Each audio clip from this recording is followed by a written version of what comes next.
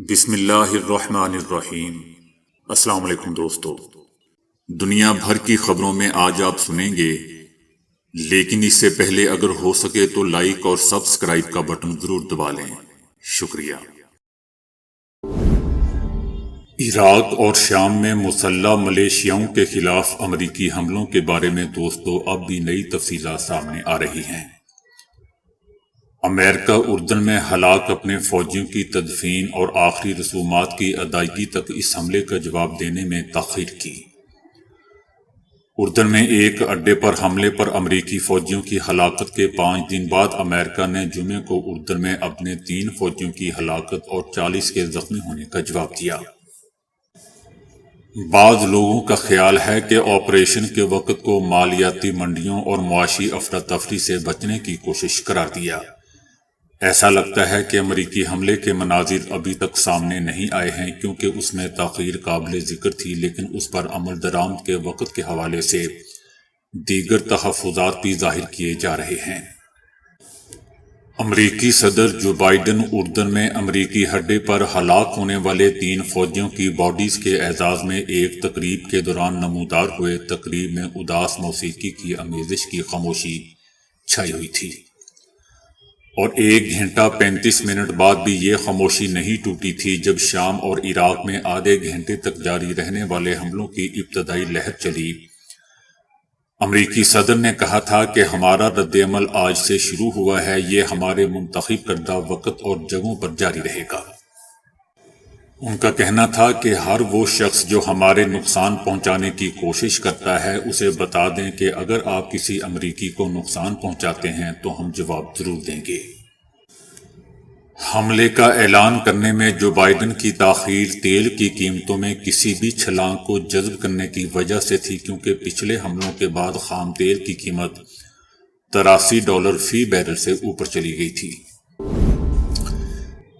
اردن نے امریکی میڈیا کی ان رپورٹس کو سختی سے مسترد کر دیا ہے جن میں دعویٰ کیا گیا تھا کہ جمعہ اور ہفتے کی درمیانی شب شام اور عراق میں امریکی بمباری میں اردن کا کہنا ہے کہ عراق کے اندر امریکی جنگی طیاروں کی کارروائیوں میں اردنی شمولیت کے بارے میں گردش کرنے والی اخباری خبروں میں کوئی صداقت نہیں ہے، کیونکہ اردن کی فوج عراق کی خود مختاری کا احترام کرتی ہے، جبکہ وال سٹریٹ جرنل کی رپورٹ کے مطابق اہداف کی نشاندہی کے بعد اردنی طیارہ بھی شامل تھا۔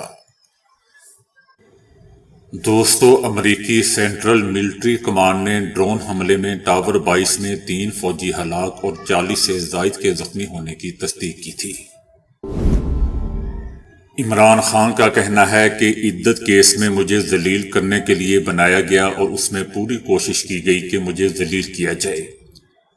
میں آج بھی کہتا ہوں کہ نہ ڈیل کی نہ کروں گا، مر جاؤں گا لیکن کبھی ڈیل نہیں کروں گا۔ غیر شرعی نکاح کیس میں سزا ملنے کے بعد صحافیوں سے گفتگو میں عمران خان کا کہنا تھا کہ مجھے توشہ خانہ کیس میں جو سزا آج سے تک کسی کو نہ دی گئی، جبکہ عدت کیس مجھے ذلیل کرنے کے لیے بنایا گیا، اس میں پوری کوشش کی کہ مجھے ذلیل کیا جائے۔ عمران خان کا کہنا تھا کہ مجھ پر 200 سے زائد کیسز بنائے گئے، آج تک کسی کے خلاف اتنے کیسز نہیں بنائے گئے۔ میں آج بھی کہتا ہوں کہ نہ ڈیل کی نہ کروں گا، میں مر جاؤں گا لیکن کبھی ڈیل نہیں کروں گا۔ عمران خان کا مزید کہنا تھا کہ نواز شریف کو سپریم کورٹ نے نااہل کیا، JIT بنی لیکن سب کیسز ختم کر دیے گئے۔ شہباز شریف کے خلاف FIA کا مضبوط کیس تھا، ختم کر دیا گیا۔ ملک پر 400 ڈرون حملے ہوئے، ان میں سے کوئی بولا ہی نہیں، اب باہر سے غلام آ گیا ہے، وہ نوکری کرے گا امریکہ کی۔ مولوی فضل الرحمان نے عمران خان پر تنقید کرتے ہوئے کہا ہے کہ آج تہذیب کا دشمن جیل میں پڑا ہوا ہے، آج ان پر ایسے مقدمات بن رہے ہیں جن کا ہم تو سوچ بھی نہیں سکتے۔ مولوی کا کہنا تھا کہ ریاست مدینہ کے حوالے سے ان کی کوئی سوچ نہیں تھی، اب جب قانون حرکت میں آیا ہے تو کہتا ہے کہ جھوٹے مقدمات بنا دیے گئے ہیں۔ مولوی کا مزید کہنا تھا کہ ایک آدمی آتا ہے اور یہودی ایجنڈا لاتا ہے، مگر ہم نے اس کو روکا، آج ہماری سالانہ ترقی کو اس شخص نے منفی تک پہنچا دیا۔ پاکستان کو یہ شخص 7 ٹکڑوں میں تقسیم کرنا چاہتا تھا۔ مولوی کا کہنا تھا کہ اسرائیل بھارت اور امریکہ سے پیسے لیے اور بہانہ ہاسپٹل بنانے کا کرتا تھا۔ کسی نے پوچھا کہ ریاست مدینہ کیا ہوتا ہے تو اس نے کہا کہ قانون سب کے لیے ایک ہوگا۔ اس کے علاوہ فضل الرحمان نے کہا کہ آج امریکہ میں فوج لوگ بھرتی نہیں ہو رہے، آج امریکہ سپر پاور نہیں ہے، وہ افغانستان کا مقابلہ نہیں کر سکتا۔ فلسطین پر اسرائیل نے یرغمال کی تو سب پیچھے ہو گئے اور سب فلسطین کے پاس پہنچ گئے۔ شہباز شریف نے کہا ہے کہ 2018 میں بدترین دھاندلی اور جادو منتر سے حکومتی موٹر وے پر الزام لگانے والے کوئی الزام ثابت نہیں کر سکے۔ ان کا کہنا تھا کہ 2013 سے 2018 تک پاکستان کی تاریخ کی سب سے زیادہ سرمایہ کاری ہوئی، سی پیک میں سرمایہ کاری ہوئی، بجلی کے منصوبے لگے۔ ان کا کہنا تھا کہ کسی معاشرے میں آج تک کرپشن مکمل ختم نہیں ہوئی۔ پی ٹی آئی دور میں کرپشن کا انڈیکس دوبارہ 140 پر پہنچ گیا۔ پی ٹی آئی دور میں چینی کا بحران پیدا کر کے اربوں روپے کا سرکاری نقصان کیا گیا، جو ڈاکو کا ورد کر کے بدتمیزی کا طوفان برپا کر دیا گیا۔ ان کا کہنا تھا کہ ماضی میں کسی سیاستدان کا ایسا رویہ نہیں دیکھا جیسا عمران خان کا تھا، ان میں تکبر تھا۔ اللہ کرے کہ ہم سب مل کر معاشرے سے نفرت کو ختم کر سکیں۔ ان کا کہنا تھا کہ نیشنل کرائم ایجنسی کی کلین چٹ ملی تو مذاق اڑایا گیا، چینی منصوبوں میں 45% کمیشن کا الزام لگایا گیا، سنگین الزامات لگا کر چائنا سے تعلقات مجروح کرنے کی سازش کی گئی۔ شہباز شریف کا کہنا تھا کہ پیسے بانٹ کر شناختی کارڈ رکھنا ووٹ کی بدترین توہین ہے، اگر ووٹ خریدنے کی بات درست ہے تو یہ ووٹ کی عزت نہیں توہین ہے۔ پنجاب پولیس کا ایک اور چونا، پنجاب پولیس مانیٹرنگ کے لیے 29,000 نئے اور جدید کیمرے خریدے گی۔ کیمروں کی خریداری پر 1 ارب 35 کروڑ روپے دوستوں لاگت آئے گی۔ خریدے گئے کیمرے الیکشن کے بعد حکومت پنجاب کی ملکیت ہوں گے۔ نئے کیمرے جدید اور نائٹ ویژن ٹیکنالوجی سے لیس ہوں گے۔ کیمرے الیکشن کی مانیٹرنگ اور پرامن انعقاد کو یقینی بنانے میں مددگار ثابت ہوں گے۔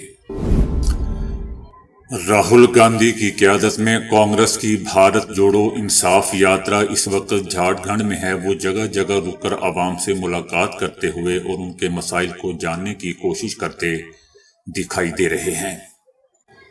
انہوں نے مودی حکومت پر قبائلیوں کے حقوق کو کمزور کرنے کا الزام عائد کیا ہے۔ انہوں نے کہا ہے کہ آج بھارت میں سازش کے تحت قبائلیوں کے حقوق کو کمزور کیا جا رہا ہے۔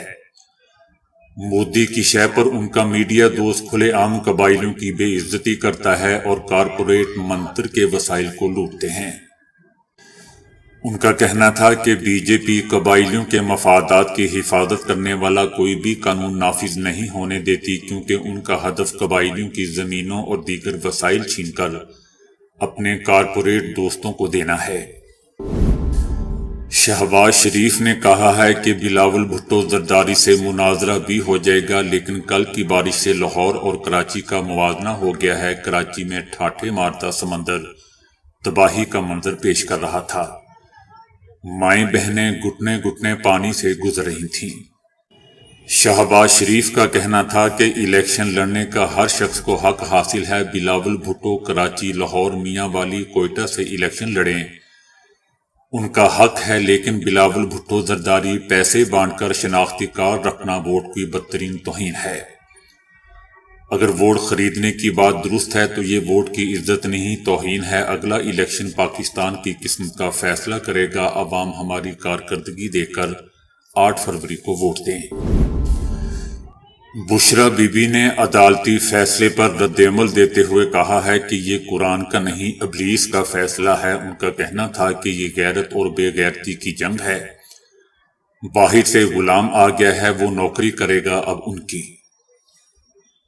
جبکہ پاکستان تحریک انصاف کے رہنما بیرسٹر گوہر خان نے کہا ہے کہ فیصلہ سیاسی مقاصد اور کردار کشی کے لیے ہے، سیاسی انتقام کا ایجنڈا آگے بڑھانے کی کوشش کی گئی ہے۔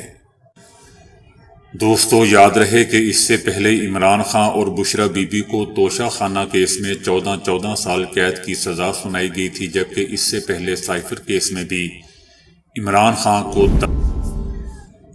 IMF سے اسی ہفتے قرضے کے معاہدے کے قریب پہنچنے والے ملک مصر میں ایک مصری کی شادی کی ہر دھوم مچ گئی ہے۔ پورا ایک ہفتہ شادی کی تقریبات جاری رہیں۔ 40,000 مہمانوں نے شرکت کی۔ شادی کے انتظامات کے لیے 21 دن تک کام ہوتا رہا۔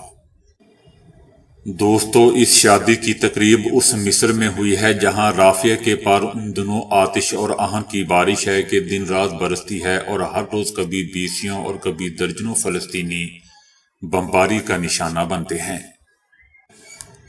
تاہم یہ اپنی جگہ اہم بات ہے کہ شادی کی کئی روزہ تقریبات میں شرکت کرنے والے شہری محمود سیوا نے کہا کہ یہ ہماری قبائلی روایت ہے کہ شادی کی تقریبات کئی دن جاری رہتی ہیں اور مہمانوں کی تواضع کے لیے بچھڑے اور بھیڑیں ذبح کی جاتی ہیں۔ ان کا کہنا تھا کہ ہمارے علاقے کی روایت ہے کہ شادی کی تقریبات 7 دنوں اور 7 راتوں تک جاری رہتی ہے۔ رنگا رنگ قسم کے روایتی خیمے لگائے جاتے ہیں، سجاوٹ کی جاتی ہے، خاندان کے لوگ اور رشتہ دار مسلسل تقریبات کا حصہ بنتے ہیں۔ مہمان نوازی کے حوالے سے دوستو، یاد رکھی جانے والی شادی میں مہمانوں کے لیے کھانے بنانے کی خاطر 50 باورچیوں نے خدمات انجام دی۔ 750 ویٹرز نے کھانا پیش کرنے کی ذمہ داری انجام دی۔ 200 کارکنوں نے چائے، کافی اور ٹھنڈے مشروبات کی تیاری کا کام کیا، جبکہ 300 کارکنوں نے مہمانوں کے سامنے پھل پیش کرنے کی خدمت انجام دی۔